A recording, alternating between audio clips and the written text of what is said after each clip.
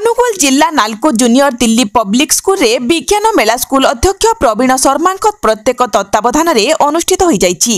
आजिर उद्घाटनी उत्सव में मानव संबल महाप्रबंधक हिमांशु शेखर प्रधान और सीजीएम फाइनान्स हिमांशु शेखर पंडा जोग देथिबा बेले सकारात्मक चिंता रखिबा, दिवा स्वप्न देखिबा और सभिंकठारु किछि अलगा चिंता करिबा पई छात्र छात्री को अवगत करी आनुष्ठानिक भाव प्रदीप प्रज्वलन करी कार्यक्रमर शुभारंभ करथिले।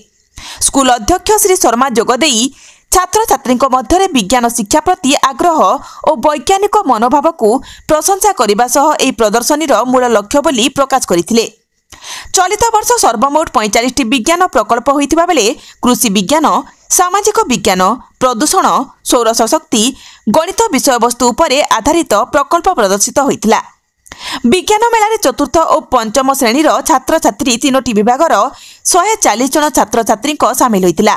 विज्ञान मेला विज्ञान दुर्घटना बंचिबा, स्मोक टायर, चुंबकीय शक्ति द्वारा शक्ति उत्पन्न करी लाइट, फैक्ट्री चलिबा, स्मार्ट वाटर सिस्टम, सबुज घर, स्मार्ट डस्टबिन, छात्र छात्री चक्षु सुरक्षा, वायु प्रदूषण, सोलार एनर्जी, पवन कल प्रकल्प अतिथि को बेस आकृष्ट करिथिला।